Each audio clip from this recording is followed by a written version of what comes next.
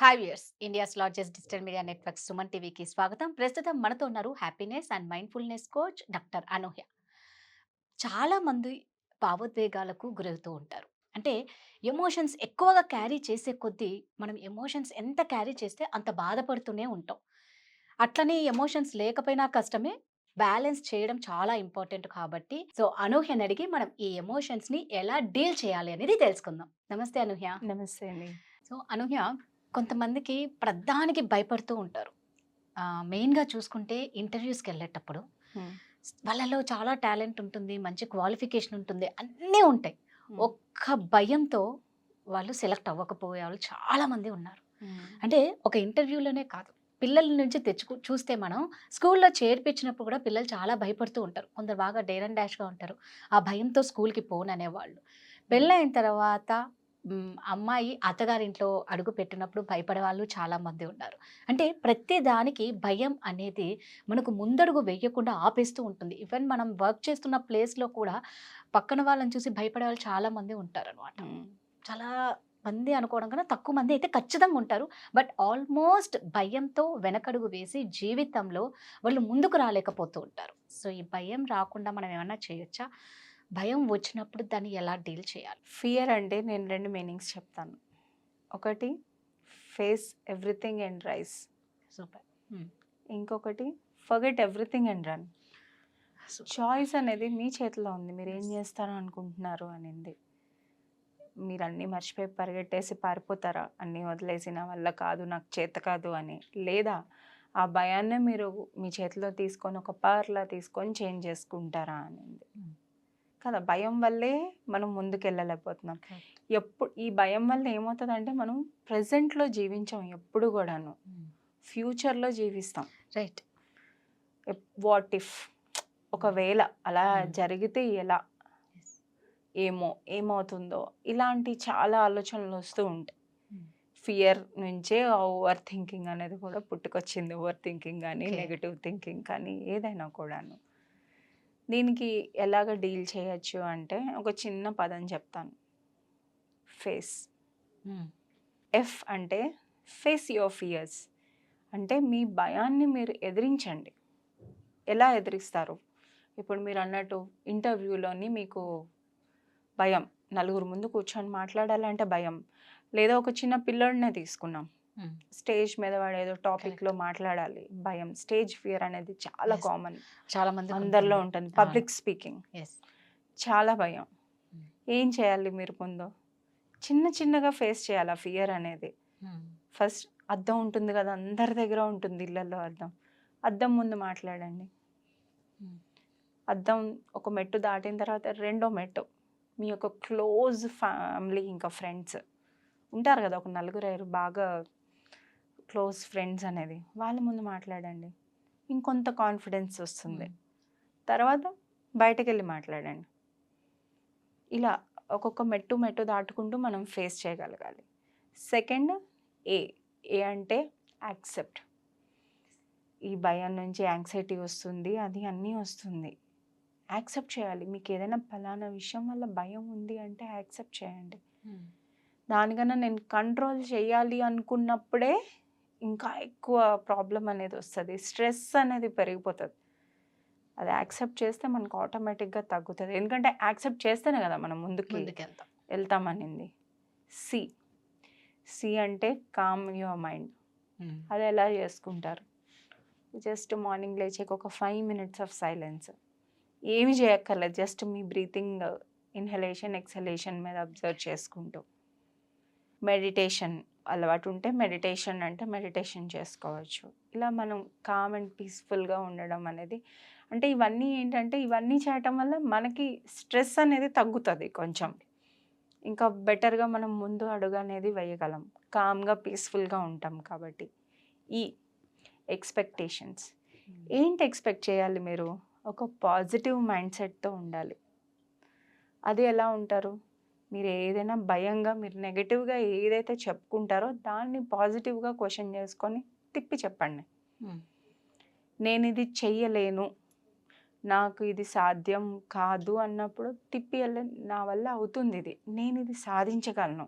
అప్పుడు కూడా ఎందుకు సాధించగలరు అనేది, ఇప్పుడు ఒక ఆఫీస్ ఉంది, మీరు ఒక ప్రెజెంటేషన్ ఇవ్వాలి ఆఫీస్లోని, మీకు నాకు ఇది చేత కాదు అని మీకు ఒక భయం, అమ్మో ఎలా అవుతుందో, పెద్ద పెద్ద వాళ్ళందరూ కూర్చొని ఉంటారు, వాళ్ళ ముందు నేను ప్రజెంట్ చేయాలి అన్న మీకు ఆ భయం ఉన్నప్పుడు ఫస్ట్ మీరు చెయ్యగలను అని మీకు మీరు చెప్పుకుంటూ ప్రూఫ్ కావాలి కదా మన బ్రెయిన్కి, లేకపోతే అది ఊరికి ఏమీ నమ్మదు.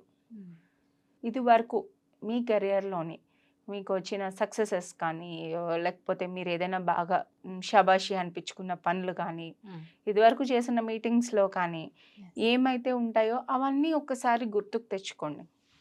అవన్నీ ఎప్పుడు గుర్తు తెచ్చుకుంటామో ఆటోమేటిక్గా మనకి మళ్ళీ ఆ మోటివేషన్ అనేది వస్తుంది, మనం ముందడుగు అనేది వేయగలం. సెకండ్ ఇంకొకటి ఏంటి అంటే, ఎప్పుడు కూడా మనకి ఆ భయంలోని లోపల ఇలా కుంగిపోతూ ఉంటాం అనమాట.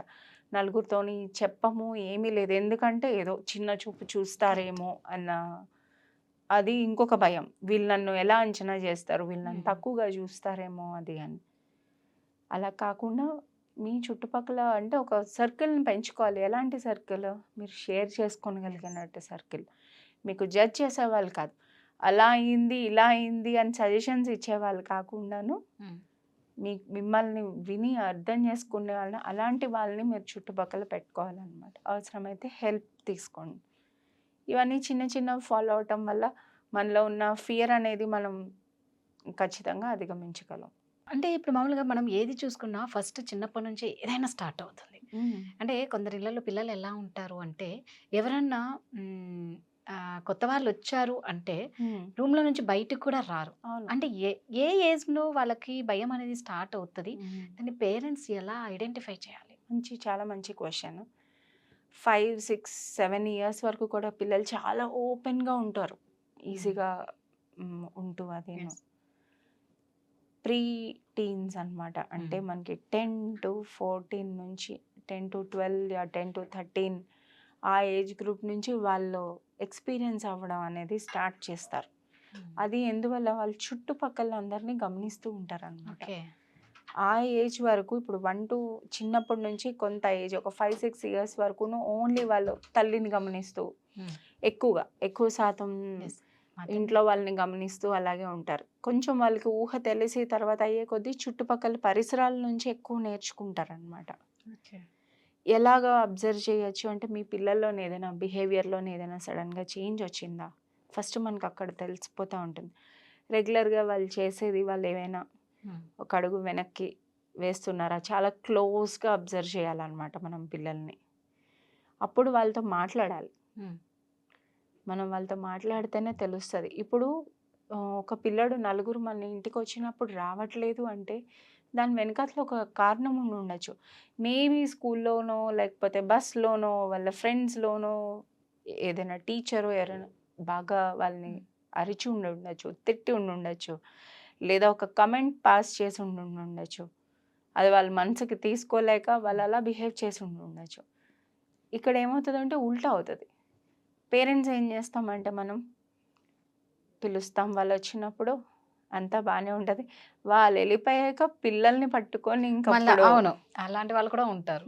పిల్లల్ని పట్టుకొని అప్పుడు ఏంటి ఎన్నిసార్లు పిలుస్తున్నారు, రావట్లేదు ఎందుకు నువ్వు, ఎన్నిసార్లు పిలిపించుకుంటావు అది అని. అది కాదు అప్రోచ్ అవ్వాల్సింది. ఓకే అవ్వట్లేదా, మనం తెలుసుకోగలగాలి ఏమవుతుంది వాళ్ళ జీవితంలోని.